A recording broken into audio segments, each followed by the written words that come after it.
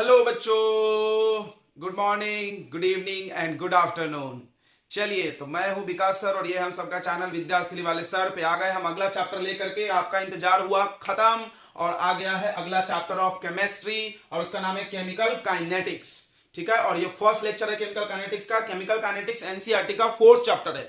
ठीक है, तो इसके पहले हमने सॉल्यूशन पढ़ा दिया है। अगर आपने सॉल्यूशन नहीं देखा है तो सॉल्यूशन पढ़ लो, एक केमिस्ट्री का चैप्टर अपना कंप्लीट कर लो, फिर दूसरे चैप्टर में आओ। ठीक है, और फिजिक्स का भी हमने इलेक्ट्रोस्टैटिस्टिक्स पढ़ा दिया है। ठीक है, तो चलो बच्चों, तो आगे बढ़ते हैं हम लोग। आगे बढ़ने से पहले हम लोग थोड़ा सा इस चैप्टर का इंट्रोडक्शन देखेंगे आज के लेक्चर्स में, और क्या क्या पढ़ने वाले आज हम लोग पढ़ेंगे। व्हाट इज केमिकल काइनेटिक्स, कितने टाइप के रिएक्शन होते हैं, और रेट ऑफ केमिकल रिएक्शन किसको बोलते हैं, उसके टाइप पढ़ेंगे रेट ऑफ रिएक्शन के, और factor affecting the rate of chemical reaction. आज कवर करेंगे हम लोग इतने टॉपिक। ठीक है, तो चलिए अपने कमर कस लीजिए और एकाग्र होकर बैठ जाइए, एक साथ पेन पेपर लेकर रेडी हो जाइए, और कहीं भी डिस्टर्बेंस, सब डिस्टर्बेंस को दूर फेंक दीजिए और पढ़ाई चालू करिए मेरे साथ। तो सबसे पहला तो आता है what is chemical kinetics.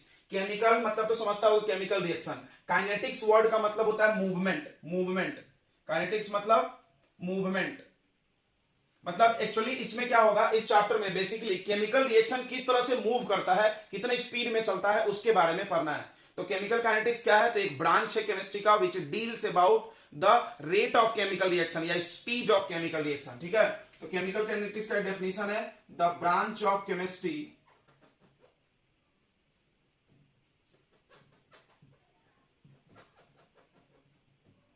the branch of chemistry which deals about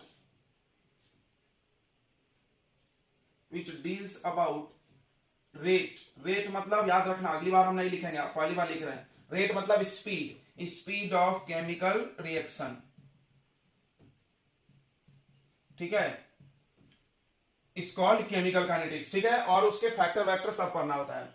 अब ध्यान से सुनो, स्पीड की अगर बात की है तो हम लोग इसमें पढ़ने वाले rate of chemical reaction. Rate of chemical reaction, rate मतलब स्पीड ऑफ केमिकल रिएक्शन। ठीक है, तो स्पीड ऑफ केमिकल रिएक्शन, सारे रिएक्शन का निकालना पॉसिबल नहीं है। ऐसा नहीं कि दुनिया में जितने भी रिएक्शन है उसका आप स्पीड निकालोगे और उसको पढ़ोगे। तो कुछ रिएक्शन है जिसको हम लोग नहीं पढ़ सकते। क्यों? या तो वो बहुत फास्ट होगा या तो वो बहुत स्लो होगा। अगर बहुत स्लो है तो उसका रेट निकाल के कोई मतलब नहीं है, और बहुत फास्ट है तो हम लोग निकाल ही नहीं सकते हैं। तो चलो देखते हैं इस आधार पे, ध्यान से सुनो। Types of chemical reaction, types of chemical reaction on the basis of rate of reaction या on the basis of speed, speed के आधार पे। ठीक है, पहला हो गया very fast chemical reaction. Very fast chemical reaction मतलब ऐसे केमिकल रिएक्शन जो तुम्हारे आईलिड, ये पलक झपकना होता है ऐसे, इससे भी कम समय में हो जाए। क्या बात कर रहे हो? यस, एक माइक्रो सेकेंड, 10⁻³ सेकेंड, 10⁻⁴ सेकेंड, मतलब एक सेकेंड का 1000वां पार्ट में भी खत्म हो जाए। ठीक है, ऐसे तो वैसे reaction which complete in very short interval of time. Very short, very short मतलब एक सेकंड में नहीं भाई, उससे भी छोटा, उससे भी छोटा। 1 गिने तो उससे पहले, बहुत पहले खत्म हो गया था। ऐसे तुम आईलिड पलक झपके उससे पहले खत्म। ठीक है, तो ऐसे कुछ रिएक्शन होते हैं। द वेरी फास्ट रिएक्शन क्या हो गया, द रिएक्शन विच कंप्लीट, वैसा रिएक्शन जो कंप्लीट हो जाता बहुत जल्दी, वेरी सून।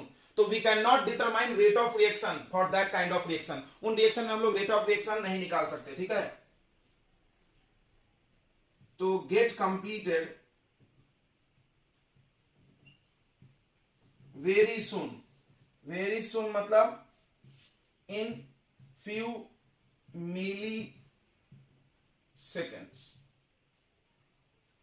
मतलब मिली सेकेंड्स में, बहुत छोटा। इसका एग्जांपल जैसे एसिड बेस वाला रिएक्शन देखो, एक स्ट्रॉन्ग बेस ले लो NaOH, एक स्ट्रॉन्ग एसिड ले लो HCl, रिएक्शन करा दो acid base salt water NaCl plus water. ये रिएक्शन फटाक से, इतना जल्दी कि तुम स्पीड बता ही नहीं सकते। और एक डिस्प्लेसमेंट ले लो, एक डिस्प्लेसमेंट रिएक्शन ले लो। ठीक है, जैसे ध्यान सुनेंगे, NaCl plus AgNO3 silver nitrate, ये डबल डिस्प्लेसमेंट हो गया। ये हो गया एसिड बेस रिएक्शन, न्यूट्रलाइजेशन, और ये हो गया डबल डिस्प्लेसमेंट। डबल डिस्प्लेसमेंट पढ़ोगे ना, 2 सॉल्ट ले लो, दोनों सॉल्ट का एक्वस सॉल्यूशन यानी पानी में डिसॉल्व कर लो और उसको मिलाओ। जैसे मिलाओगे फटाफट रिएक्शन होगा, AgCl बन जाएगा, AgCl प्रेसिपिटेट हो जाएगा और NaNO3 बन जाएगा। ये सारे रिएक्शन बहुत जल्दी कंप्लीट हो जाते हैं, ठीक है। और भी तुमको देखना है, तुम देख सकते हो, देखो BaCl2 प्लस H2SO4 ये रिएक्शन, ठीक है। आप 10th में पढ़ के आएंगे सब रिएक्शन। अब इसका इसमें Ba के साथ SO4 चला जाएगा, BaSO4 ये भी प्रेसिपिटेट है प्लस HCl, तो ये दोनों रिएक्शन कौन सा हो गया, डबल डिस्प्लेसमेंट रिएक्शन। और ये कौन सा हो गया, न्यूट्रलाइजेशन। और भी कुछ रिएक्शन है जो बहुत जल्दी खत्म हो जाता है, तो ऐसे रिएक्शन को रेट नहीं निकाल सकते, तो यहां लिख दो ROR मतलब rate of reaction. Rate of reaction को हम लोग शॉर्ट में यही लिखेंगे, रेट ऑफ रिएक्शन, या फुल फॉर्म लिख लो यार पहली बार है तो, rate of reaction can not be determined. क्योंकि इतना जल्दी हुआ कि आप निकाल ही नहीं सकते। तो बहुत फास्ट केमिकल रिएक्शन के लिए चैप्टर वैलिड नहीं आने, इस चैप्टर में हम लोग ऐसे रिएक्शन की बात नहीं करेंगे, यानी किसकी बात करेंगे वो भी हम बताते हैं, ठीक है। ये आपने कॉपी कर लिया होगा। दूसरा रिएक्शन है very slow reaction, very slow, अरे बाप रे इतना स्लो कि बस हम उब गए। उसमें भी हम रेट निकाल के कोई मतलब ही नहीं बने, इतना स्लो आ जाएगा, इतना स्लो 5 साल पर मोल ऐसा, अरे दादा बहुत स्लो हो गया। 1 मोल खत्म होने में 5 साल, इतना स्लो। 1 मोल खत्म होने में 10 दिन, 5 दिन, 1 दिन, ऐसा तो भी बहुत टाइम लग रहा है। तो वेरी स्लो केमिकल रिएक्शन,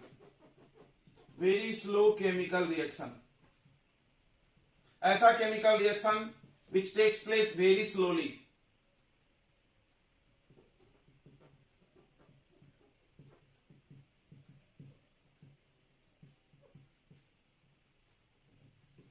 इतना स्लो कि ये कंप्लीट ही नहीं होगा, बहुत सारे रिएक्शन कंप्लीट ही नहीं होते हैं, मतलब इतना स्लो है कि खत्म ही नहीं होगा, चल ही रहा है एकदम धीरे चल ही रहा है, मतलब बहुत स्लो हो गया। It takes place very slowly, समझ में आ रहा है। It do not get completed, मतलब कंप्लीट भी नहीं होता, इतना स्लो है कि कंप्लीट भी नहीं होता है, ठीक है। अब इसका रेट निकाल के कोई मतलब ही नहीं है यार, इतने स्लो लोगों का रेट हम लोग निकाल के क्या करेंगे। तो इसमें भी rate of reaction for this kind of reaction, rate of reaction is not useful, यानी हमारे लिए यूजफुल ही नहीं है, कोई मतलब नहीं है उसको निकाल के, ठीक है। एग्जांपल तुमको बताते, जैसे रस्टिंग ऑफ आयरन बहुत स्लो है,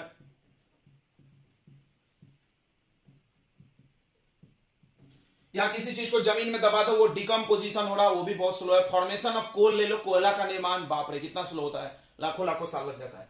तो ये सारे प्रोसेस बहुत स्लो है, इनका रेट हम लोग निकाल के कोई मतलब नहीं बनेगा, कोई यूज नहीं रहेगा। अब आते हैं तीसरा, इन दोनों के बीच में, यानी जो ज्यादा फास्ट भी नहीं हो और जो ज्यादा स्लो भी नहीं हो, ऐसे रिएक्शन को बोलते हैं moderate chemical reaction. Moderate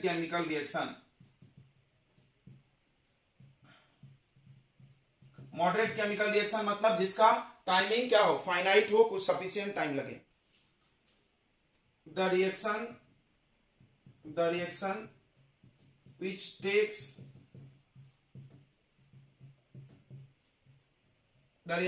takes finite time to complete होने में उसको कुछ फाइनाइट टाइम लग जाए, ठीक है।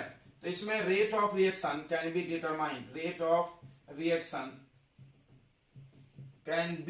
डिटरमाइंड, इनके रेट ऑफ रिएक्शन निकाले जा सकते हैं और इनके रेट ऑफ रिएक्शन बहुत ज्यादा यूजफुल भी होगा हमारे लिए, ठीक है। इनके रेट ऑफ रिएक्शन हमारे काम में भी आएगा, ठीक है। जैसे एग्जांपल देख लो भाई, एग्जांपल देख लो हाइड्रोलिसिस ऑफ ईस्टर, या ऑर्गेनिक का रिएक्शन आप बचपन में कहीं देखे होंगे, ईस्टर जानते होंगे, CH3 COO ये ईस्टर है, यस ईस्टर। इस पे वाटर डाल दो, तो इस रिएक्शन को तुम आराम से पढ़ सकते हो। वाटर क्या करेगा, तुम पढ़ोगे, ईस्टर 2 चीज से मिलकर बनता है, कार्बोक्सिलिक एसिड और अल्कोहल। तो जब पानी डालोगे तो ये टूट जाएगा, वाटर HOH है, एक को H दे दो, एक को OH दे दो, ये बन जाएगा CH3 COOH प्लस CH3OH, ये रिएक्शन हो गया, ठीक है। इसको सफिशिएंट टाइम लगता है खत्म होने में। और भी दूसरा एग्जांपल ले सकते हैं हम लोग, दूसरा एग्जांपल ले लो, फॉर्मेशन ऑफ अमोनिया बनता है हाइबर प्रोसेस से, हैबर प्रोसेस इसको बोलते हैं। देखो N2 plus 3H2 gives 2NH3, इसको भी फाइनाइट टाइम लगता है, ठीक है। उसके बाद तुम ले सकते हो डिकम्पोजिशन ऑफ, या एक और एग्जांपल हो, देखो रेडियो एक्टिव डीके, इसको समझना।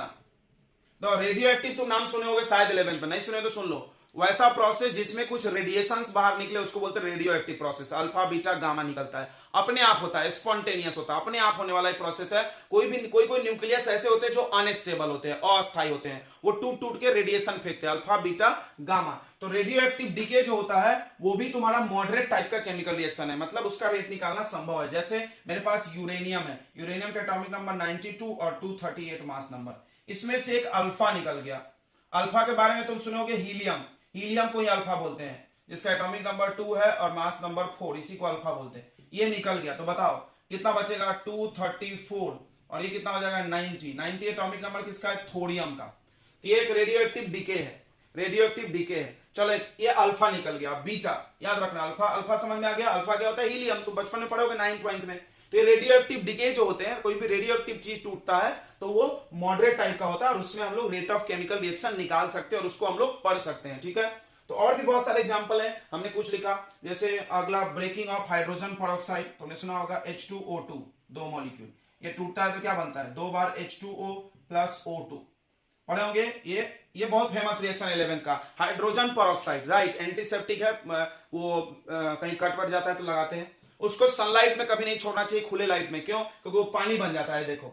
और it is a good oxidising agent, ये रिएक्शन मतलब बहुत यूजफुल है गाड़ी में, good oxidising agent, because oxygen फेंकता है। और उसके बाद इसको हवा में नहीं रखना चाहिए, क्योंकि हवा में रखोगे तो क्या होगा, ये ऐसे टूट जाएगा। इसको रखते हैं वैक्स लाइनिंग बोतल में, कांच में भी नहीं रख सकते, धूल वाले में भी नहीं, मेटल कंटेनर में भी नहीं, खाए में भी नहीं।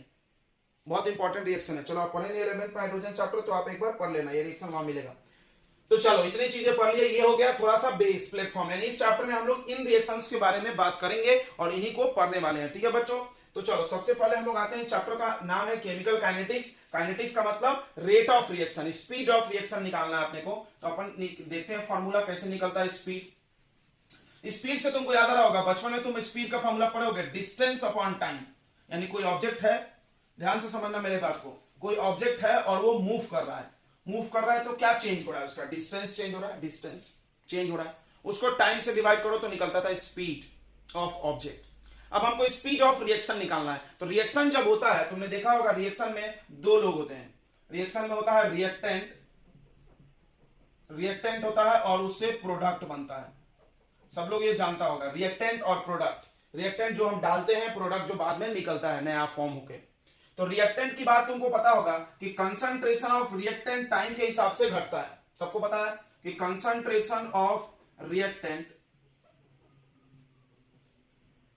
रिएक्टेंट्स डिक्रीज होता है, सबको पता है रिएक्शन में। And concentration of product, concentration को शॉर्ट में ऐसे लिखा है, कंसंट्रेशन ऑफ प्रोडक्ट जो होता है वो इंक्रीज होता है किसी भी केमिकल रिएक्शन में। कोई भी केमिकल रिएक्शन, देखो शॉर्ट फॉर्म्स हम थोड़ा यूज करेंगे इस चैप्टर में, तो बहुत टाइम वेस्ट होता है, तुम पूरा डिटेल में लिखना, तुम कभी शॉर्टकट मत लिखना। कंसंट्रेशन ऑफ रिएक्टेंट डिक्रीज होता है और कंसंट्रेशन ऑफ प्रोडक्ट इंक्रीज होता है, यानी रिएक्शन में 2 चीजें चेंज हो रही। जैसे कोई बच्चा दौड़ के जा रहा है तो डिस्टेंस चेंज हो रहा है, लेकिन यहां पर रिएक्शन में 2 चीजें चेंज हो रही, रिएक्टेंट का कंसंट्रेशन और प्रोडक्ट का भी। प्रोडक्ट बढ़ रहा है, रिएक्टेंट घट रहा है, जितना ये घट रहा है उतना ही ये बढ़ रहा है। तो हमको रेट ऑफ रिएक्शन निकालने के लिए जो बदल रहा है उसी से निकालना पड़ेगा, टाइम को डिवाइड करके। तो रेट ऑफ केमिकल रिएक्शन का क्या फॉर्मूला है, रेट ऑफ केमिकल रिएक्शन या रेट ऑफ रिएक्शन भी शॉर्ट में लिख सकते हैं। तो ऊपर में तुमको लेना है चेंज इन कंसंट्रेशन,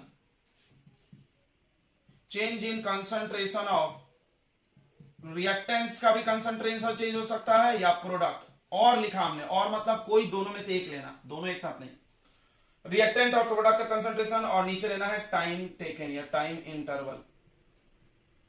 यानी what is rate of chemical reaction, the change in concentration of reactant और प्रोडक्ट पर यूनिट टाइम। तुमको पता ही होगा स्पीड का फॉर्मूला क्या था, डिस्टेंस बाय टाइम, तो क्या लिखते थे, distance covered per unit time. उसी तरह तो ध्यान से डेफिनेशन लिख लेते हैं, the change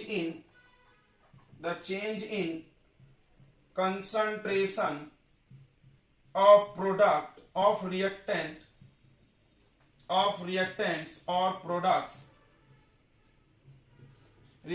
products per unit time is called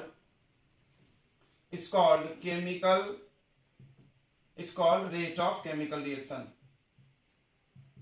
rate of reaction बोलो, रेट ऑफ रिएक्शन ROR याद रखेंगे, ठीक है। रेट ऑफ केमिकल रिएक्शन समझ में आ गया, ओके ओके ओके। अब एक एग्जांपल से समझते हैं, ध्यान से सुनना।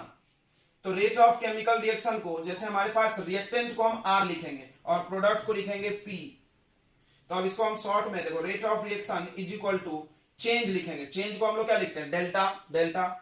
कंसंट्रेशन के लिए स्क्वायर ब्रैकेट यूज होगा, याद रखना है। स्क्वायर ब्रैकेट मींस कंसंट्रेशन यानी मोलारिटी, कंसंट्रेशन यानी मोलारिटी। ये मोलर कंसंट्रेशन है या मोलारिटी तुम समझ लो, मोल्स पर यूनिट वॉल्यूम पता ही होगा।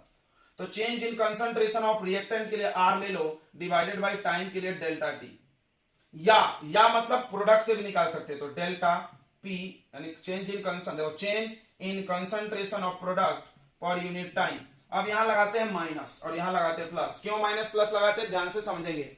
बोलते हैं कि रिएक्टेंट का रेट डिक्रीज हो रहा है, इसीलिए हम माइनस लगाते हैं, क्योंकि नहीं तो आंसर इसका प्लस में नहीं आएगा। ध्यान समझना, जैसे मान लो रिएक्टेंट शुरू में 10 है और बाद में 5 हुआ, तो चेंज कैसे निकालोगे, बिग नंबर बोल रहे हैं, फाइनल माइनस इनिशियल। फाइनल कौन है, 5 और इनिशियल 10, तो माइनस करो तो माइनस में आ गया। बट रेट ऑफ रिएक्शन कभी निगेटिव नहीं आना चाहिए, रेट ऑफ रिएक्शन कभी निगेटिव नहीं आना चाहिए। तो इसीलिए हम यहाँ पे एक और माइनस अगर हम बाहर में लगा के रखेंगे तो माइनस माइनस प्लस हो जाएगा कि नहीं। नहीं समझा तो तुम न्यूमेरिकल बनाओगे, तो अभी हम थोड़ी देर में समझ जाएंगे। वेट फॉर ए मिनट, यहाँ पे लिख लो एक बार कि rate of reaction is always positive. याद रखो, rate of reaction always positive होता है, ठीक है। इसीलिए यहाँ पे माइनस साइन लगाया हुआ है। कोई इसको ऐसे भी बोलता है कि माइनस साइन डिक्रीज बताता और ये प्लस साइन इंक्रीज बताता, बराबर ये भी बोल सकते हो तुम, बट मेन बात तो ये है रेट ऑफ रिएक्शन को पॉजिटिव करने के लिए लिखा हुआ है, ठीक है। इतनी बातें समझ में आ गई, ओके। चलो अब हम लोग पढ़ते हैं types of rate of reaction. Rate of reaction 2 type के होते हैं, ये नोट कर लिया आपने। तो रेट ऑफ रिएक्शन आपने अभी पढ़ा। अब कोई भी एक रिएक्टेंट है, उससे प्रोडक्ट बन रहा है, तो आपको अगर रेट ऑफ रिएक्शन लिखना है तो क्या लिख सकते हो, change in concentration of reactant. अब पर यूनिट टाइम को टाइम पर से लिख लो, माइनस लगाते हैं रिएक्टेंट में और प्रोडक्ट वाले में प्लस लेते हैं, change in concentration of product upon time. अब 1-2 मार्क की बात कर लेते हैं इसमें, unit of rate of reaction. Rate of reaction का यूनिट तो तुमको पता होगा, रेट में ऊपर में न्यूमरेटर में कंसंट्रेशन है, ऊपर है कंसंट्रेशन और नीचे में क्या है, टाइम है। कंसंट्रेशन का यूनिट सबको पता होगा, मोलारिटी, मोल पर लीटर, यस मोलारिटी मोल पर लीटर, और टाइम का सेकेंड, तो यूनिट क्या आ जाएगा, मोल पर लीटर पर सेकेंड। तो ये यूनिट हो गया, आपको याद रखना होगा। 1 मार्क में कभी कभी ये पूछा जाता है आपके बोर्ड में, ठीक है। अगला एक बात ध्यान सुनेंगे, नोट में लिखो इसको, क्या कि एक और यूनिट होता है इसका। तो अगर रिएक्शन गैसियस है, मान लो रिएक्टेंट और प्रोडक्ट दोनों गैस है, तो गैस में कंसंट्रेशन नहीं नापते हम लोग, गैस में नापते हैं उसका प्रेशर, पार्शियल प्रेशर या प्रेशर। तो गैस के लिए ऊपर में आ जाएगा एटीएम यानी एटमॉस्फेरिक प्रेशर अपॉन सेकेंड, तो उसमें आ जाएगा एटीएम पर सेकेंड फॉर गैसियस रिएक्शन। ध्यान से समझ लेंगे इस बात को। अगर रिएक्टेंट और प्रोडक्ट गैस है तो वी कैन नॉट कैलकुलेट, या it is very difficult to calculate the concentration of gas. Gas का कंसंट्रेशन नहीं निकाला जाता, गैस का प्रेशर में बात की जाती है, तो प्रेशर को एटीएम में नापेंगे, ठीक है। बार में भी नाप सकते हैं, बट हम लोग जनरल मोस्ट यूजफुल मतलब ज्यादा यूज होने वाली की बात कर रहे हैं, ठीक है। तो ये छोटा सा है। अब आते हैं हम लोग types of rate of chemical reaction. Rate of reaction निकालने के 2 तरीके हो सकते हैं। पहला होता है average rate of chemical reaction, average rate of chemical reaction, और दूसरा होता है इंस्टैन्टेनियस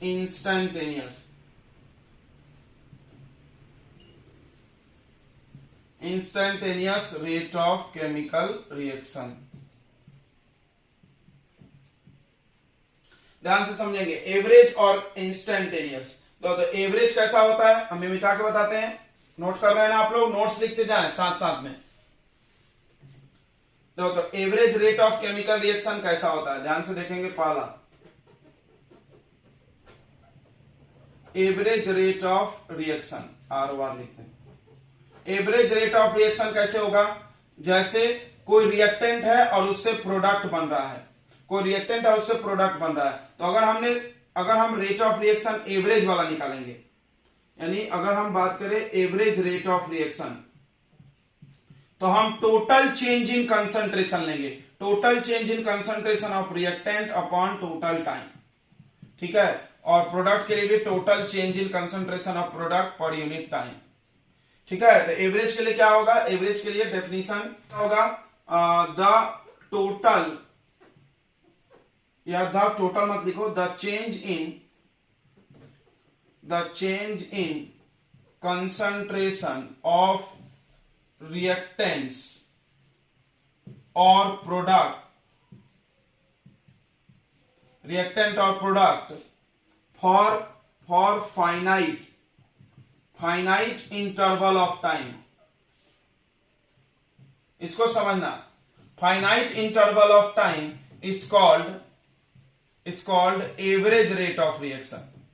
मतलब टाइम इंटरवल आपके पास कुछ होना चाहिए, 1 सेकेंड 2 सेकेंड एटलीस्ट, तब हम लोग एवरेज निकालेंगे, ठीक है। एवरेज रेट जनरली यूज नहीं होता, याद रखना। Average rate of reaction is not use to calculate the rate of reaction, because इससे एक्चुअल पता नहीं चलता है। तुम ये सब चीजें फिजिक्स में पढ़े होगे। देखो, अब हम एक कार से गए, कार से हम यहां से कहीं किसी सिटी में गए और हमने बताया मेरा एवरेज 60 का है, तो क्या मेरा एक्चुअल स्पीड 60 है? जी नहीं, हमारा स्पीड 60 से ज्यादा भी हो सकता है, 60 से कम, हमारा तो एवरेज 60 का है।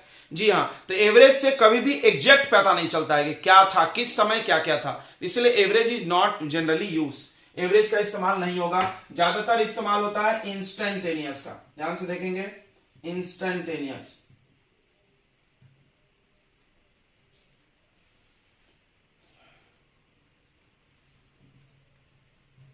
इंस्टेंटेनियस रेट ऑफ रिएक्शन के लिए इसमें क्या होता है कि ऐसे लिखते हैं इसको, देखो, इंस्टेंटेनियस रेट को लिखते हैं, रेट ऑफ रिएक्शन को, ये डेल्टा के जगह आ जाएगा डी। डी मतलब तुम जानते होगे small change, very small change. D मतलब क्या होता है बच्चों? स्मॉल चेंज, बहुत छोटे चेंज के लिए। यानी इसका डेफिनेशन होगा the change in concentration of reactant और product at a particular instant of time, at a particular, किसी समय के खास समय पे, वो गैप में नहीं होगा, एकदम एक ही टाइम पे। तुम पढ़े होगे सब, instantaneous velocity speed, the change in, या the rate of chemical reaction, ऐसा लिखो, the rate of chemical reaction at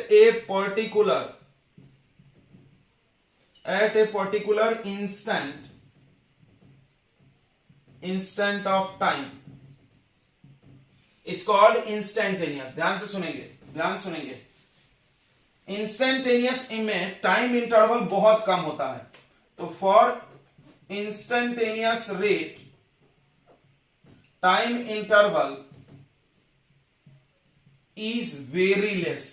इसको कैसे लिखते हैं ध्यान से समझना, टाइम इंटरवल वेरी लेस मतलब डेल्टा टी का वैल्यू टेंड्स टू जीरो, मतलब लगभग जीरो के पास में, तो इसको ऐसे भी लिखा जाता है। देखो, इंस्टेंटेनियस रेट को ऐसे भी हम लोग लिखते हैं, ध्यान से समझेंगे, ध्यान समझेंगे। तो नवी पर आप delta R upon delta T पढ़े कि नहीं पढ़े? ये एवरेज का फॉर्मूला है, इसमें डेल्टा टी कुछ होगा, समथिंग वैल्यू, लेकिन अगर ये बनेगा क्या बोलते हैं इंस्टेंटेनियस, तो हम लिमिट करेंगे, लिमिट मतलब फिक्स करेंगे कि डेल्टा टी लगभग कितना हो गया, जीरो के बराबर,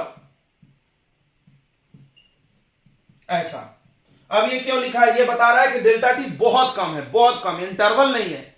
एवरेज के लिए इंटरवल चाहिए, आधे घंटे, 1 घंटे का, 5 मिनट, 10 मिनट, 1 सेकंड, 2, यहां कोई इंटरवल नहीं होगा। इसीलिए हम इस शॉर्ट इंटरवल के लिए, अब हम डेल साइन को शॉर्ट में क्या लिख देते हैं? डी लिख देंगे, माइनस तो लगेगा ही, D R upon D T. तो सब लोग ध्यान से समझेगा कि जब कोई डेल्टा, कोई भी वैल्यू टेंड्स टू जीरो, तो ये डेल्टा साइन को हम लोग डी में बदल देते, ठीक है।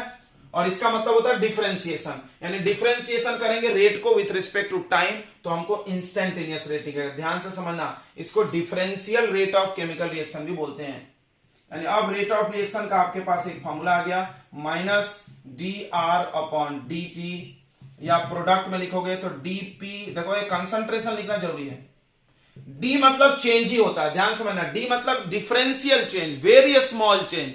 चेंज ये भी है, चेंज ये भी है, डेल वाला ये भी चेंज है, ये भी चेंज है। ये चेंज थोड़ा लार्ज इंटरवल के लिए, ये चेंज बहुत शॉर्ट इंटरवल के लिए। इसको बोलते हैं differential form of rate of reaction, differential form of ROR, rate of reaction. यानी क्यों? क्योंकि हम डिफरेंशिएशन करेंगे। सबको पता होगा डी बाई डी टी लग गया, यानी डिफरेंशिएट करना पड़ेगा तभी ये वैल्यू निकलेगा। उसके बाद एक बात और लिख लो कि generally the rate of reaction is instantaneous use होता है। तो instantaneous rate of reaction is generally use to calculate ROR, यानी रेट ऑफ रिएक्शन निकालने के लिए इंस्टेंटेनियस वाला ही ज्यादातर यूज होगा। इस पूरे चैप्टर में जब भी हम रेट ऑफ रिएक्शन पूछ दें, कोई डेरिवेशन कर रहे हैं, कुछ भी कर रहे हैं, तो उसमें इंस्टेंटेनियस ही यूज करना, ठीक है। चलो अब इसके हम लोग कुछ कुछ क्वेश्चन छोटे छोटे करके देखेंगे। तो अभी तुमने जो पढ़ा उसमें कोई स्क्योमेट्रिक कोफिशिएंट नहीं था। अब हम अपने मन से स्क्योमेट्रिक कांस्टेंट डालते हैं। तो ए बी मिलके सी बना, ए और बी मिलके सी बना। मान लो ये 2 है, ये 3 है, ये 4 है, ऐसा है, ऐसा है। अब हम तुमको बोले कि रेट बताओ। ध्यान सुनना, रेट ऑफ रिएक्शन कैसे लिखेंगे? इसका एवरेज भी लिख सकते हैं, यहां पे न्यूमेरिकल में कुछ भी चलता है। तो जब इसका लिखेंगे तो होगा change in concentration of A, reactant है तो माइनस लगाएंगे, अपॉन डेल्टा टी, और इसके सामने जो स्क्योमेट्रिक कोफिशिएंट है उससे करेंगे डिवाइड। ध्यान से समझना, क्यों क्यों? एक नोट लिखो, एक नोट लिखो यहां पे। क्या नोट लिखो? कि रेट ऑफ रिएक्शन इज calculated for 1 mole, for per mole या 1 mole।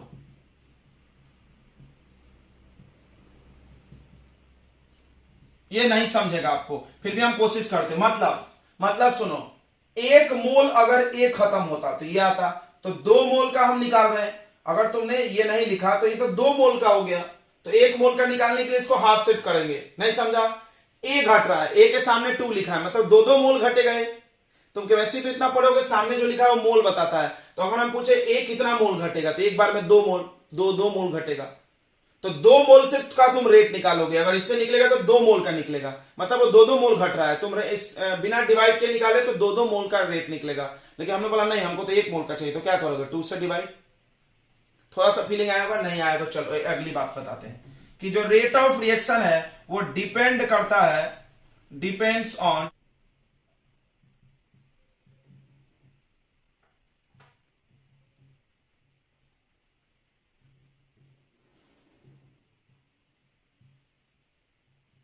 स्क्योमेट्रिक कोफिशिएंट ऑफ रिएक्शन पे रेट ऑफ रिएक्शन डिपेंड करता। मतलब स्क्योमेट्रिक कोफिशिएंट किसको बोलते हैं? ये जो सामने का नंबर है उस पे वो डिपेंड करता है, ठीक है, याद रखना।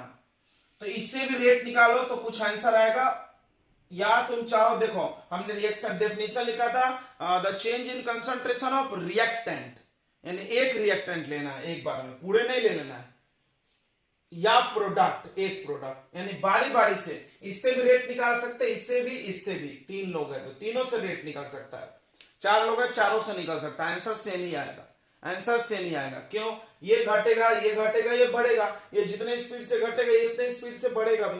क्लियर हो रहा है? बट ध्यान रखना है कि यहां का कोफिशिएंट से डिवाइड करना है। अगला इससे निकालते हैं तो लिखते हैं हम लोग -1/3 change in concentration of B upon delta T. इससे निकालते हैं तो +1/4 लिखते हैं, क्योंकि प्रोडक्ट है, change in concentration of C upon delta T. तो इससे तुमको एक बात समझ गया कि रेट ऑफ रिएक्शन में स्टोइकोमेट्रिक कोफिशिएंट का इंपॉर्टेंस है, ये नोट कर लो। उसके बाद दूसरी बात delta A by delta T को हम लोग बोलते हैं rate of decrease of reactant, या ए डिक्रीज ऑफ ए। यानी ये दिख रहा है ए क्या हो रहा है, घट रहा है, तो हम इसको बोलेंगे, माइनस भी लगा लो, माइनस रहना चाहिए, माइनस दिस को बोलते हैं रेट ऑफ डिक्रीज ऑफ ए या रेट ऑफ डिसअपीयरेंस, या इसका एक और नाम लिख सकते हैं हम लोग, रेट ऑफ डिसअपीयरेंस भी इसको बोल सकते हैं, ROD, याद रखना, रॉड हो गया। उसके बाद ये भी rate of disappearance of B minus delta B by D T, minus है तो डिसअपीयर, ये भी हो गया ROD, rate of disappearance of B. उसके बाद इसको क्या बोल सकते हैं, इसको बोलते हैं रेट ऑफ फॉर्मेशन ऑफ या appearance, rate of formation of C, या रेट ऑफ, ध्यान सुनेंगे, रेट ऑफ डिसअपीयरेंस या अपीयरेंस बोल सकते हैं, rate of appearance, rate of appearance ROA, ठीक है, rate of appearance, rate of disappearance. Clear हो गया बच्चों? तो दो नाम तुमको समझा, रेट ऑफ अपीयरेंस और रेट ऑफ डिसअपीयरेंस। एक और बात समझो, एक और बात कि रेट ऑफ अपीयरेंस और रेट ऑफ डिसअपीयरेंस में स्क्योमेट्रिक कोएफिशिएंट की कोई जरूरत नहीं है, यानी ROD and ROA do not depends on skeometric coefficient।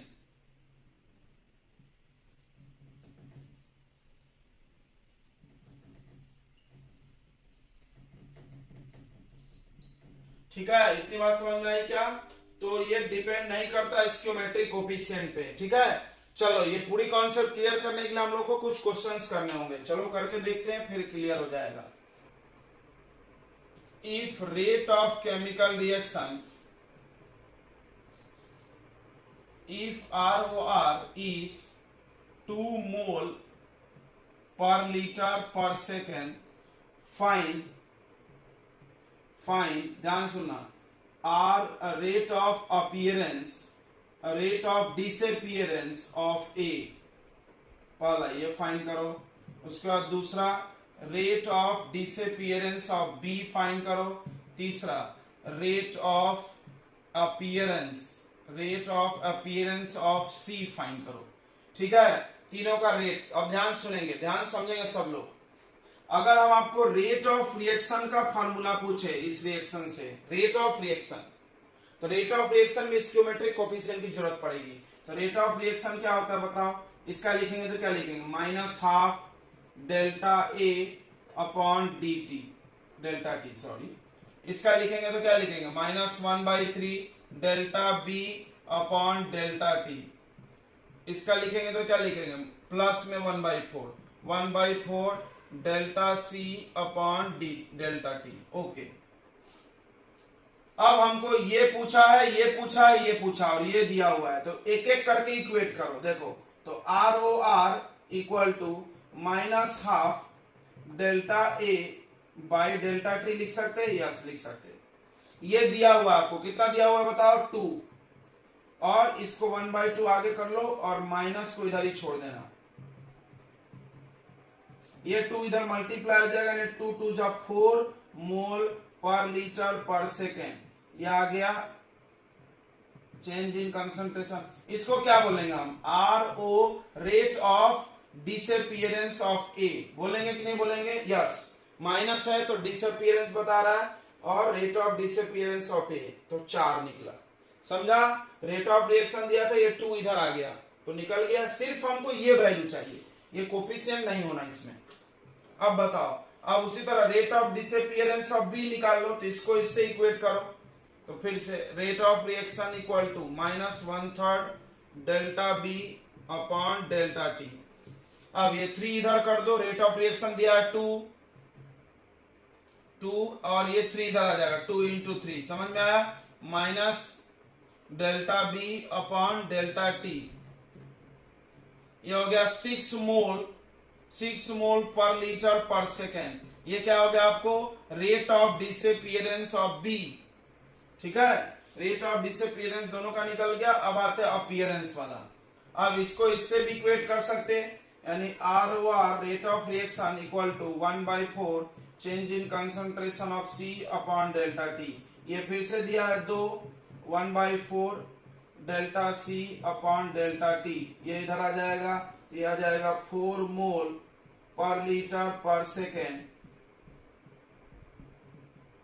ऐसा इसको बोल सकते हैं rate of appearance of C, yes बोल सकते हैं। तो चलो ये बात समझ में आ गया होगा कि रेट ऑफ रिएक्शन दिया है तो इन लोगों को कैसे निकालना। अब इसका एक उल्टा फॉर्मेट कर लें, उल्टा कर लेते हैं। ध्यान से देखो, ध्यान से देखेंगे सब लोग। अब इसी सवाल को हम लोग चेंज कर रहे हैं। अब इसी सवाल को चेंज करके या दूसरा क्वेश्चन ले लेते हैं, दूसरा क्वेश्चन ले लेते हैं। देखो दूसरा N2, ये क्वेश्चन बहुत मिलता है एनसीईआरटी में। N2 + 3H2 gives 2NH3। अब इसमें दिया है rate of formation of N2। ध्यान सुनना, रेट ऑफ सॉरी डिसअपियरेंस होगा ना, रेट ऑफ फॉर्मेशन, फॉर्मेशन ही देते हैं, rate of formation of NH3। NH3 का फॉर्मेशन का रेट है 3 मोल पर लीटर पर सेकेंड। तो फाइन, ध्यान सुनना, फाइन पहला ROR रेट ऑफ रिएक्शन, दूसरा rate of disappearance of H2, तीसरा rate of disappearance of N2। चलो निकालते हैं। The rate of formation of NH3, बताओ rate of formation of NH3 को क्या बोलोगे? Delta of NH3 upon delta T। यही आपको दिया हुआ है कितना? 3, ये दिया हुआ है। चलो तो पहले सबसे पहले ROR का इक्वेशन लिखा करो। सबसे पहले रेट ऑफ रिएक्शन, अगर हम इससे निकालेंगे तो क्या लिखोगे? Minus change in concentration of N2 upon delta T। इससे निकालेंगे तो 1/3 minus change in concentration of H2 upon delta T। अगर हम इससे निकालेंगे तो 1/2 change in concentration of NH3 upon delta T। Okay, अब हमको ये चीज दिया है और ये तीनों के इक्वल है, तो यहां से पहले रेट ऑफ रिएक्शन निकाल लेते हैं, इसको इक्वेट करके। तो rate of reaction equal to 1/2 change in concentration of NH3 upon delta T। अब ये निकालना है, तो निकल गया। आप समझो कैसे, ये क्या है? ये है आपका रेट ऑफ प्रोडक्ट है, तो क्या बोलेंगे? रेट ऑफ फॉर्मेशन या रेट ऑफ अपीयरेंस, दोनों एक ही होता है। तो ये 3 दिया हुआ है, तो रेट ऑफ रिएक्शन तो आ गया। यहां से कितना आ गया रेट ऑफ रिएक्शन? बताओ 3/2। रेट ऑफ रिएक्शन कितना आ गया बच्चों? 3/2 मोल पर लीटर पर सेकेंड। चलो एक काम हो गया। अब rate of disappearance of H2, अब इससे हम काम चलाएंगे। अब ये पता चल गया, अब इसको यूज करेंगे। चलो तो rate of disappearance of H2 इसको बोलते हैं, इसको बोलेंगे रेट ऑफ डिसअपियरेंस, इसको बोलेंगे rate of disappearance of N2। तो अब इसको इक्वेट करो, तो rate of reaction equal to -1/3 of, ऐसा लिखेंगे। बताओ ये पता चल गया कितना? बताओ 3/2 equal to -1/3 change in concentration of H2 upon delta T। ये 3 इधर आ जाएगा, 3 3 9/2 और minus delta H2 upon delta T। बताओ इसको क्या बोलोगे? इसको बोलोगे क्या? Rate of disappearance of H2। Yes, तो rate of disappearance of H2 कितना आ गया? 9/2। बहुत आसान लग रहा होगा, क्यों? कुछ नहीं करना है, इक्वेशन लिखो, इक्वेट करना है बस।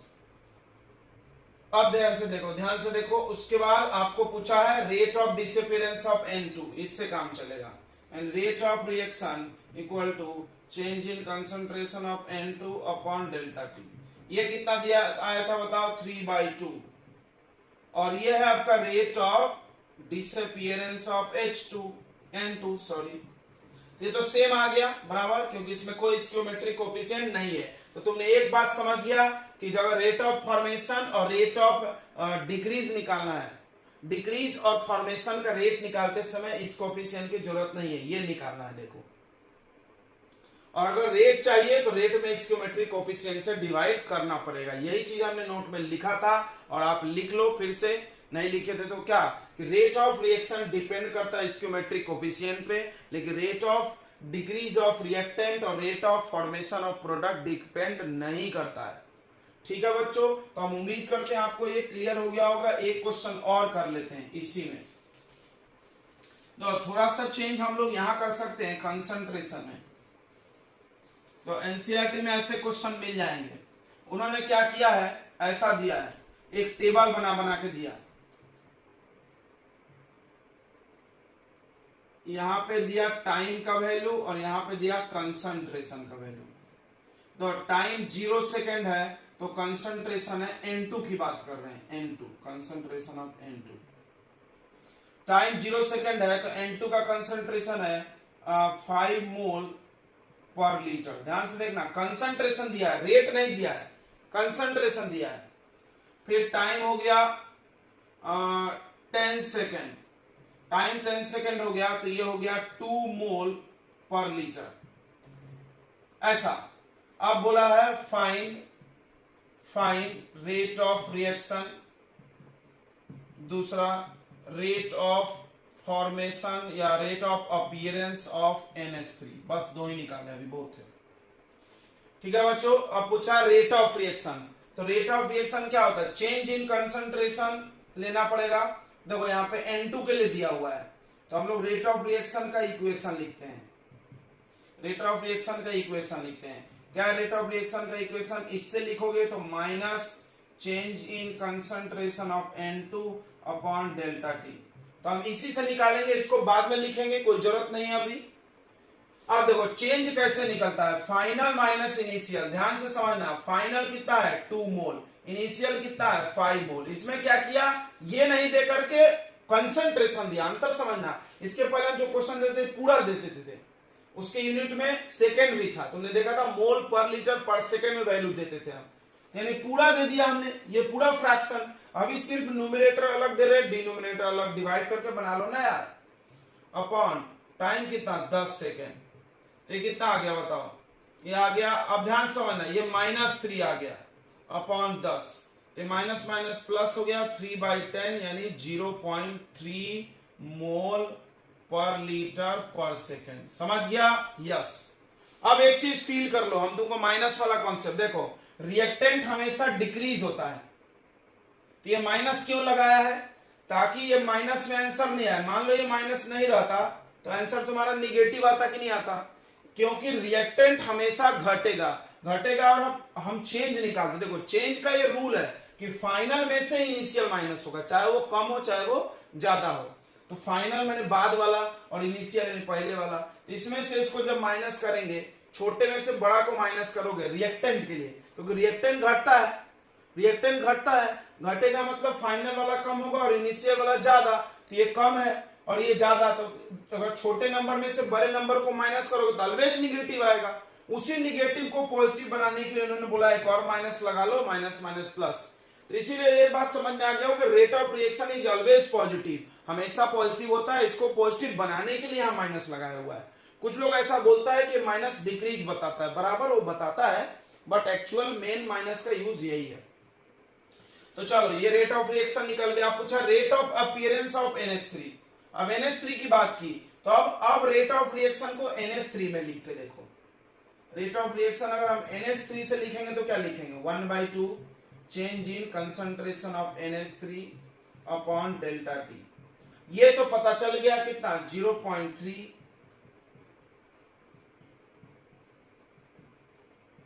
द रेट ऑफ फॉर्मेशन में कोफिशिएंट की कोई जरूरत नहीं है, इसको इधर ट्रांसफर करो। तो हमने बताया था कि रेट ऑफ अपीयरेंस और रेट ऑफ डिसअपीयरेंस में कोफिशिएंट नहीं की जरूरत पड़ता है। ये 2 इधर आ जाएगा, 3 2 6, 0.6 मोल पर लीटर पर सेकंड आ जाएगा। क्या ये आ गया, इसको क्या बोल सकते हैं हम, rate of appearance of NH3। तो उम्मीद कर रहे हैं आपको 3-4 चीजें क्लियर हो गई होगी। पहला कि रेट ऑफ रिएक्शन निकालते समय इन कोफिशिएंट से डिवाइड करना है। दूसरा, अगर रेट ऑफ फॉर्मेशन या रेट ऑफ डिसअपीयरेंस या डिक्रीज निकालना है तो इस कोफिशिएंट को उधर ट्रांसफर कर देना है, उसकी कोई जरूरत नहीं है। सिर्फ इतने वाले फ्रैक्शन को देखो, ये नंबर हटा के, इस फ्रैक्शन को बोलते रेट ऑफ फॉर्मेशन या रेट ऑफ डिसअपियरेंस। क्लियर हो गया है? यस, तो आपको इतना क्लियर हो गया, अच्छी बात है। चलिए आगे बढ़ते हैं हम लोग। अब हम लोग थोड़ा ग्राफिकल मीनिंग समझेंगे, रेट ऑफ केमिकल रिएक्शन को ग्राफिकली कैसे निकालेंगे।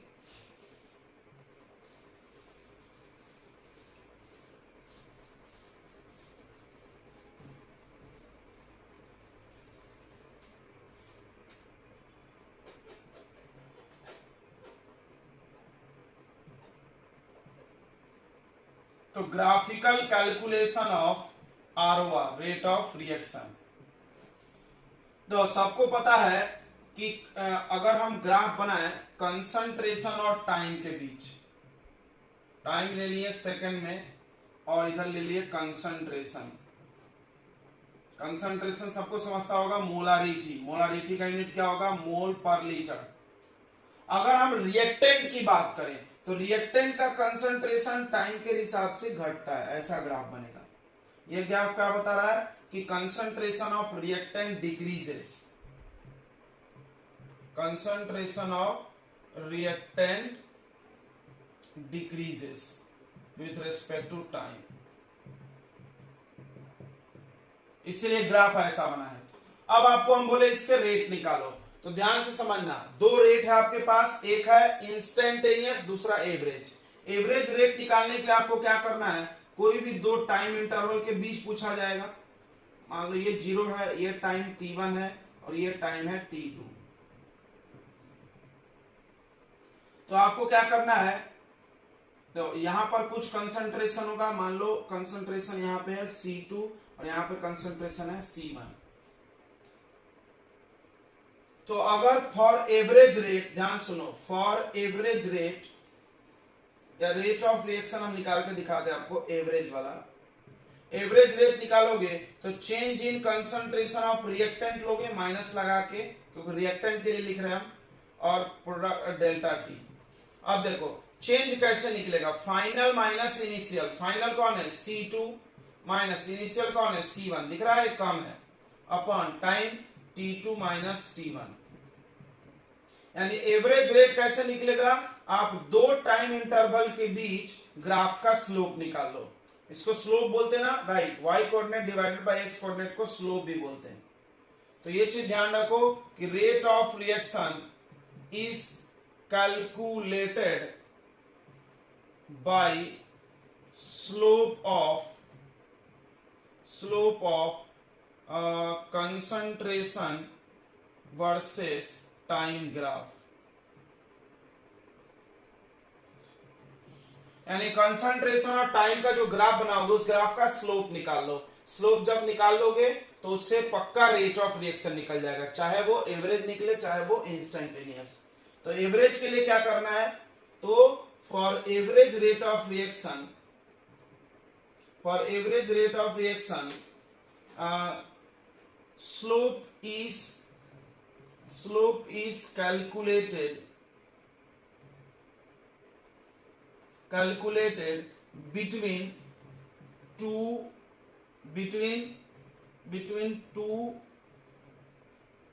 टाइम या between 2 points, दो पॉइंट के बीच का हम लोग क्या निकाल लेंगे, स्लोप निकाल लेंगे। बिटवीन 2 पॉइंट्स या बिटवीन 2 टाइम इंटरवल भी लिख सकते हो। ठीक है बच्चों, एवरेज के लिए। बट इंस्टेंटेनियस के लिए कैसे निकालेंगे, ध्यान से सुनेंगे, इधर मिटा दे, ये सब नोट कर लिया आपने। इंस्टेंटेनियस के लिए क्या होगा, इंस्टेंटेनियस तो एक ही टाइम पे निकलता, वो इंटरवल में नहीं निकलता कि यहां से यहां तक। तो उसके लिए क्या करेंगे, आपको टेंजेंट बनाना होगा और उस टेंजेंट का स्लोप निकालना होगा। टेंजेंट बनाना होगा और इस टेंजेंट के स्लोप को क्या बोलेंगे हम लोग, समझ में आ रहा है, ये कर्व है, कर्व पे टेंजेंट बना दो और टेंजेंट के स्लोप को क्या बोलेंगे हम लोग, इंस्टेंटेनियस का स्लोप। तो यहां पर लिख देते, देखो, for instantaneous rate of reaction slope of tangent at any point at particular time particular time is calculated. ठीक है, तो इंस्टेंटेनियस अगर रेट चाहिए तो आपको स्लोप निकालना minus D R upon D T, ये इसका स्लोप हो जाएगा। यहाँ पे स्लोप कितना है, slope minus D R upon D T. Clear हो गया। फिर से एक बार, इंस्टेंटेनियस एक पर्टिकुलर टाइम पे निकलता, बस एक पॉइंट पे निकलेगा, 2 पॉइंट नहीं। इस टाइम पे पूछे यहां पर कोई भी टाइम टी पे, तो यहां अगर हम पूछे यहां पे इंस्टेंटेनियस बनाओ, यही टेंजेंट बना के स्लोप निकाल देना। अब तुमको दिख रहा है कि ये ग्राफ कर्व है, तो हर जगह ग्राफ का स्लोप चेंज हो रहा है। देखो यहाँ पे टेंजेंट ऐसा बनेगा, स्लोप अलग, यहाँ पे टेंजेंट ऐसा बनेगा, यहाँ पे टेंजेंट ऐसा, यहाँ पे टेंजेंट ऐसा, यहाँ पे टेंजेंट ऐसा, तो हर जगह टेंजेंट अलग बनेगा, स्लोप अलग आ रहा है, इंस्टेंटेनियस रेट चेंज होगा। एवरेज रेट लगभग एक ही जैसा आ जाता है। एवरेज कहीं यहां से यहां तक के टाइम इंटरवल में स्लोप निकलेगा। स्लोप कैसे निकलता है बच्चों, tan थीटा। tan थीटा कैसा होता है बताओ, परपेंडिकुलर अपॉन बेस। समझ में आ रहा होगा, परपेंडिकुलर यानी y coordinate, base upon x coordinate. तो ये ग्राफिकल मीनिंग हो गया। ये रिएक्टेंट से हो गया, हम लोग प्रोडक्ट से भी इसको निकाल सकते हैं। देखो प्रोडक्ट से भी निकाल के दिखाते हैं हम, प्रोडक्ट से भी निकाल के दिखाते हैं। ये सारी चीजें नोट कर लिया तुमने ना। अब देखो फॉर प्रोडक्ट, तो प्रोडक्ट की कहानी तुम जानते होगे कि प्रोडक्ट का कंसंट्रेशन ऊपर ले लो मोल पर लीटर में, और इधर ले लो टाइम का है में सेकंड में। तो प्रोडक्ट का कंसंट्रेशन इंक्रीज होता है, सबको पता है बात, इंक्रीज। अगर हमने बोला कि मेरे को बता दो एवरेज, कोई टाइम हम बताएंगे कि ये 2 सेकंड और ये 4 सेकंड के बीच में। अब हम T1 T2 में पढ़ा रहे हैं, क्वेश्चन कराएंगे तो वैल्यू देंगे। तो हमको क्या करना है, हमको यहां पर कंसंट्रेशन देखना है, यहां पे कंसंट्रेशन देखना है, और ध्यान सुनो, एवरेज रेट अगर हमसे पूछा जाए तो क्या करना है, हमको change in concentration of product लेना। तो प्रोडक्ट की बात करें अपॉन डेल्टा टी। चेंज कैसे निकालोगे, फाइनल माइनस इनिशियल, फाइनल यानी बाद वाले समय पे जो हो, यानी C2 माइनस C1, यहाँ प्लस रहेगा अपॉन T2 माइनस T1। यानी फॉर्मूले में तो कुछ चेंज नहीं आया, रिएक्टेंट के लिए बस माइनस था, प्रोडक्ट के लिए प्लस आया। अगर हम इंस्टेंटेनियस पूछे, मान लो हम इस टाइम पे इंस्टेंटेनियस, तो इस टाइम पे तुमको यहाँ पे टेंजेंट बनाना होगा। देखो ऐसे दिख रहा है, टेंजेंट का स्लोप भी पॉजिटिव आ रहा है। एक्यूट एंगल मतलब पॉजिटिव स्लोप, ऑब्ट्यूज एंगल मतलब निगेटिव स्लोप। क्या बात है, इसका स्लोप पॉजिटिव आ रहा है। तो अगर हम इंस्टेंटेनियस रेट पूछें एट ये P पॉइंट पे, मान लो एट पॉइंट P, किसी भी पॉइंट पे हम पर्टिकुलर पूछेंगे, यहां पे अलग आएगा, यहां पे अलग आएगा, तो क्या करोगे, बस डिफरेंशिएट करो प्रोडक्ट को, dP अपॉन dt। कोई प्रॉब्लम नहीं है, समझ में आ गया होगा। यानी इंस्टेंटेनियस के लिए तुमको स्लोप ऑफ टेंजेंट निकालना है, और एवरेज के लिए तुमको 2 पॉइंट के बीच का डिफरेंस लेकर के निकालना है। ठीक है, चलो एक छोटा सा ये ग्राफ है, ये है कंसंट्रेशन ऑफ N2, और यहाँ पे है टाइम, यानी रिएक्शन तुम्हारा ये वाला है, N2 plus 3H2 gives 2NH3। इस रिएक्शन के लिए ये N2 रिएक्टेंट है, तो कैसा ग्राफ बनेगा, ऐसा बनेगा। ये 2 सेकंड पे हमने चेक किया तो कंसंट्रेशन था 5 मोल पर लीटर। 4 सेकंड पे हमने चेक किया तो कंसंट्रेशन घट के कितना हो गया था, 3 मोल। ध्यान समझना, 2 अलग अलग टाइम पे हमने तुमको कंसंट्रेशन बता दिया। अब बोले फाइंड, पहला बोले find rate of reaction and rate of disappearance of H2 के डिसअपीयर होने का रेट, 2 चीज निकालो। तो बहुत आसान है। तो अब हमारे पास ग्राफ है, ग्राफ से रेट ऑफ रिएक्शन निकालेंगे। तो rate of reaction from graph कैसे निकलता है, तो हमारे पास 2 अलग अलग पॉइंट की बात की, तो एवरेज की बात करेंगे। एक पॉइंट पे होता है अपना इंस्टेंटेनियस, तो कैसे निकालोगे, C2 माइनस C1 यही है अपॉन T2 माइनस T1, याद ही हो गया होगा। माइनस लगा लेंगे क्योंकि रिएक्टेंट के लिए है। C2 कौन, फाइनल कंसंट्रेशन कितना है बताओ, 3 माइनस 5 अपॉन टाइम 4 माइनस 2, यानी ऊपर आ गया -2 माइनस माइनस प्लस हो जाएगा 0.2, यानी ये 1 आ गया। रेट ऑफ रिएक्शन कितना आ गया, 1 मोल पर लीटर पर सेकेंड। अब rate of disappearance of H2, यानी H2 के लिए रेट ऑफ रिएक्शन का फार्मूला लिखो, जो पूछे उससे रेट ऑफ रिएक्शन लिख लो। तो रेट ऑफ रिएक्शन अगर हम N2 से लिखेंगे तो अलग आएगा, H2 से लिखेंगे तो क्या लिखेंगे बताओ, ऐसा -1/3 change in concentration of H2 upon delta T। तुमसे ये पूछा गया है तो 3 को इधर भेज दो, रेट ऑफ रिएक्शन 1 है,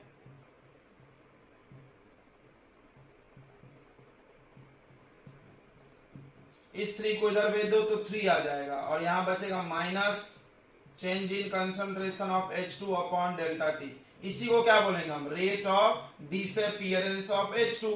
कितना आ गया, 3 मोल पर लीटर। क्लियर है, क्लियर है। एक और क्वेश्चन ग्राफ का कर लेते हैं हम लोग छोटा सा। तो ग्राफ में भैया ऐसे ही बात होगी आपसे, ग्राफ में स्लोप स्लैब की बात होती है, ठीक है। स्लोप अपन एंगल से भी निकाल सकते हैं। देखो अब कोई ग्राफ ऐसे दे दिया,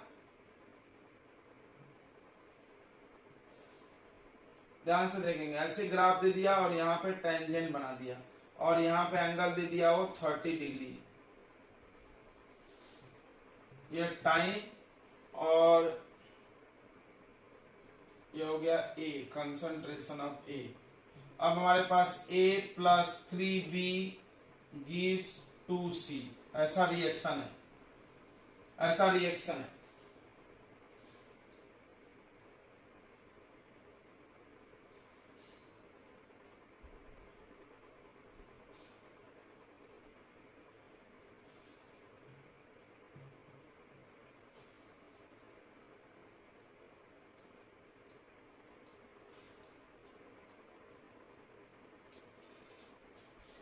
तो ये क्वेश्चन देखो, ये ग्राफ दिया है, पॉइंट P पे टेंजेंट का स्लोप, तो ये इंस्टेंटेनियस होगा। तो बोला इसमें find instantaneous rate of reaction and rate of appearance of C, दो चीज, ठीक है, बस दो चीज। अब देखो ध्यान से देखना इसमें। तो इंस्टेंटेनियस रेट ऑफ रिएक्शन कैसे निकलेगा, तो इंस्टेंटेनियस रेट ऑफ रिएक्शन निकालने के लिए डिफरेंशिएट करना है। तो डिफरेंशिएट कैसे करोगे भाई, यहां तो कुछ दिया नहीं है, तो यानी हमको बताया गया है कि स्लोप से निकलता है, स्लोप ऑफ ग्राफ का स्लोप। डिफरेंशिएशन से भी निकलता है, लेकिन डिफरेंशिएट करने के लिए कुछ फंक्शन होना ना भाई, फंक्शन तो है नहीं, तो डिफरेंशिएट किसको करोगे। स्लोप ऑफ ग्राफ कैसे निकलता है, tan थीटा, ध्यान से समझना। अब यहाँ पे एक थोड़ा सा प्रॉब्लम है, थीटा जो लेना है वो एंटी क्लॉकवाइज लिया जाता है, याद रखना। ये वाला थीटा ले लिए गलत हो जाएगा, कभी भी एंगल एंटी क्लॉकवाइज। तो थीटा 30 नहीं आएगा, 180 माइनस 30, बताओ कितना आएगा, 180 माइनस 30 150, यानी आपको इंस्टेंटेनियस रेट निकल जाएगा tan 150। अब माइनस लगाएंगे क्योंकि रिएक्टेंट है भाई, रिएक्टेंट में नेगेटिव आएगा, तुम उसको पॉजिटिव बनाओ। tan 150 का वैल्यू निकालने आता होगा, कैसे निकलेगा बताओ, इसको लिख देंगे tan 180 minus 30, tan 180 minus theta, tan theta ही आएगा, माइनस tan थीटा आएगा, सेकेंड क्वाड्रेंट आ जाएगा minus tan theta, minus minus क्या हो जाएगा प्लस, tan 30 का वैल्यू बताओ 1/√3, तो 1/√3 आ गया instantaneous rate of chemical reaction. बोलो कोई डाउट, ये 1/√3, तुम चाहो तो इसको रेशनलाइज कर सकते हो √3 से, तो ऊपर आ गया √3/3, √3 का वैल्यू कितना होता है 1.73/3, यह आ जाएगा 0.57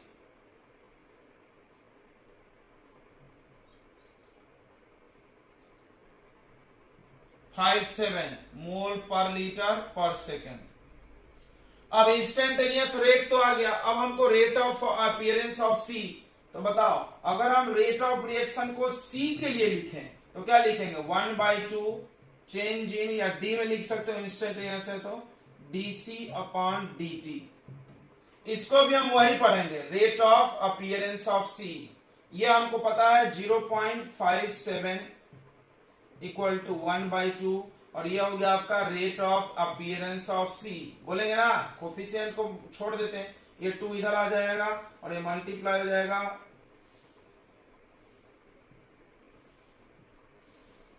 तो ये इतना आ जाएगा। ठीक है, ये आ गया रेट ऑफ अपीयरेंस ऑफ सी। तो हम उम्मीद करते हैं कि आपको ग्राफिकल मीनिंग और rate of reaction, rate of appearance, rate of disappearance ये पूरा क्लियर हो गया होगा। तो अगला हेडिंग लगा दीजिए, factors affecting the rate of chemical reaction. यानी ये जो स्पीड है केमिकल रिएक्शन का, क्या हम उसको ज्यादा कम कर सकते हैं? बिल्कुल कर सकते हैं। आप बचपन से सुने होंगे कि रिएक्शन फास्ट हो जाता है टेम्परेचर बढ़ाने से, यस ये तो सुने होंगे। यानी कुछ फैक्टर ऐसे होते हैं जिनको अगर हम चेंज करें तो रिएक्शन ऑटोमेटिक फास्ट या स्लो हो सकता है। तो वही पढ़ेंगे। अगला हेडिंग लगा दो, factors affecting the rate of chemical reaction.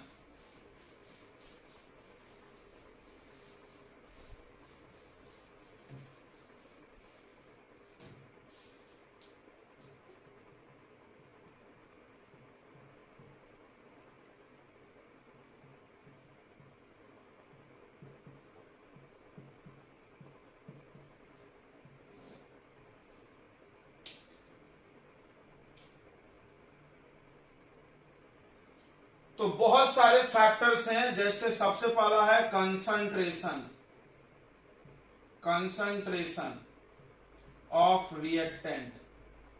And reactant तुम कितना कंसंट्रेटेड लिए, कितना डाइल्यूट लिए, उस पर भी डिपेंड करता। दूसरा टेम्परेचर, ये तो बचपन से पढ़ रहे हो तुम, गर्म कर दो रिएक्शन फास्ट। तीसरा प्रेशर, प्रेशर का प्रभाव सिर्फ गैसियस रिएक्शन में पड़ता है।